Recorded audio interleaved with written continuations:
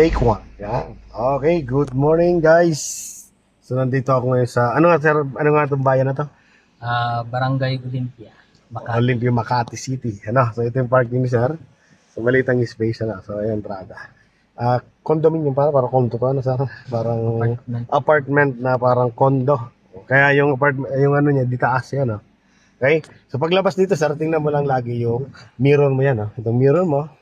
Malayo pa naman habang lumalapit ka dyan sa dalawang side na yan, ang mata mo tingin di sa kanan, tingin sa kaliwa, tingin sa kanan, ano? Tapos yung mirror ang bantayan mo. Halimbawa, kung sasabit ang mirror mo dyan sa bandang kanan, malapad dito sa kaliwa, kakabig ka ng pakaliwa.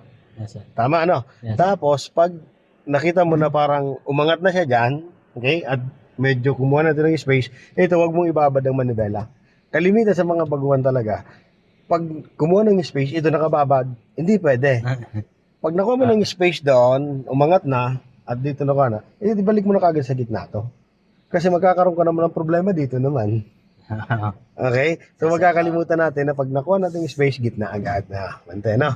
Okay? So since na ito, tinan mo, halos ano lang yung pagitan nitong mirror saka dito, ayan o, isang dangka lang. Imbis na tapat ang balikat dito tapos todo, parang ganito. Di ba sa mga mall, sa parking sa mall ay pag lumagpas ang balikat mo dito ay ito todo mo na. Hindi pwede dito kasi masyado masikip. Gagawin mo, adjust ka dito. Hanggang gulong naman yan. Yung gulong mo, pero dito sa anong to, pag dapat ito sa balikat mo, pwede ka nang kumabig. Pero wag mo na ito todo. Kahit hanggang isang ikot lang yan. Tapos, tingga sa mirror, tinan mo yung gulong mo.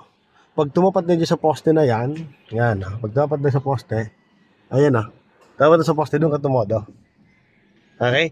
Sa lahat ng mga masikip, yan ang gagawin mo. Ayan Pag tumapat na yan, libre na yon yung sakyan mo, hindi nasasabit yan. Okay? Diretso ka na. No. So, yan, atras tayo. Atras tayo na. Okay, reverse. Kunwari galing sa loob. Ay, galing sa pamamasyal. At magpa-park. Ayan. Ganyan lang mag-gilid. Dapat yan magaling na mag-adjust. Pag-gilid. Ayan. Okay. So yan pala yung parking ni sir. So ipapark ko naman ngayon sir. Ito yung gagawin mo. Okay. Since na may sakyan kasi dito, sa bandang kanan mo, ang gagawin mo, okay, ganito. So dapat ang normal yan, pag tapat itong mirror o balikat, totodo ka na dito. So kaya lang masikip ang space kasi may sakyan dito. Gagawin mo, yung puweta ng sakyan mo, kailangan tumapat dito. Okay? Okay, makita mo siya dito sa mirror. Na, pag nakita mo siya dito sa mirror, okay, gumanong ka na. Ayan. Pag nakita mo na siya, nagpakita na sa yung kanto na yon, siya yung lalapitan mo ng gulong mo. Okay? So lalapit natin. First, kailangan ang gulong mo, mailapit mo dun sa poste na yon. Kailangan maitodo natin to. Para mailapit agad natin yung gulong. Ayan.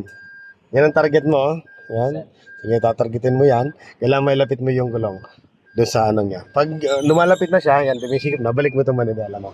Hindi pwedeng dire-diretso ka lang doon. Kailangan, ang intention mo lang naman ilapit, hindi ibangga.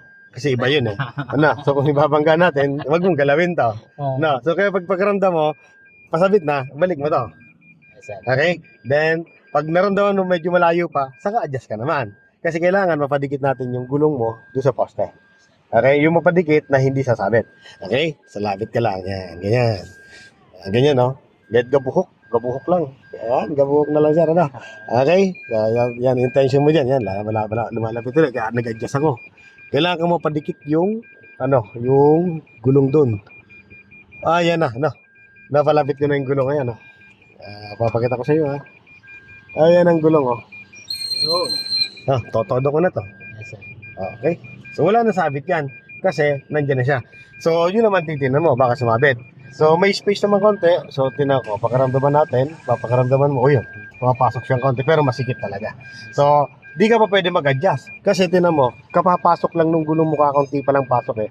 So, since na may space pa naman doon, kuha ka pa ng kahit konti lang, may pasok mo na yung gulong dito sa loob. Okay, so may space pa ba? Ayan, oh. Halos wala, Halos wala na. Ayan, oh. Karanggot. Ngayon, adjust tayo. Totoo natin malimelo dyan. Dadrive ko. Medyo natigas nga lang itong ano. Aangat ko yon. Ito, ang pag-angat nito, huwag mo itong lalagpasan. Ito, kailangan nandun pa rin yung gulong mo. Okay? Then, atras ulit tayo. Okay, then kabig manibela ko. Kaliwa. Yan. Yan. Titignan mo yun. Ayun. Isin. Pasok na. Pasok na ba yan? Pasok na yan, sir. Pasok na. No? Pasok na yan, sir. Hanggang lumabas yung Hollow block. hollow blocks. O, gitna mo na. 1, 2. Atras na. Ayan. Okay. Oh. Pasok na, no? Ayan, hollow blocks. Hollow Wala blocks. tandaan. Sakto na yan, sir. Nakita mo yung idea? Yes, sir. Yes, sir. Okay. Ayan. Pasok na yan. So, yung mirror, hindi nasasabit. Kaya diretso lang. Ito lang. Basta ang mirror mo, hindi sasabit doon. Yung katawan ng sakyan mo, hindi na rin sasabit yan. Wala na problema nun. Kaya yung pakpak nga, hindi sumabit. Yung tainga eh. Eh, dala yung katawan. Nakatago yung katawan yan eh. So, yung pag-alalala, wala na. Wala na. Kaya tanggalin mo na yon. Kasi baka sumabit yung uso ng sakyan ko. Huwag mo tanggalin mo na yon. Kasi nga, yung mirror mo, hindi nga sumabit eh. No. Yes, sir. So, hindi na ano yan. Kaya dediretso ka lang hanggang doon sa gusto mong distance dito. No? Ayan lang. Okay. Ganyan lang. Unti-unti lang. Unti-unti lang. Unti-unti lang. Siguro dito maguhit ka, sir. Yes, sir.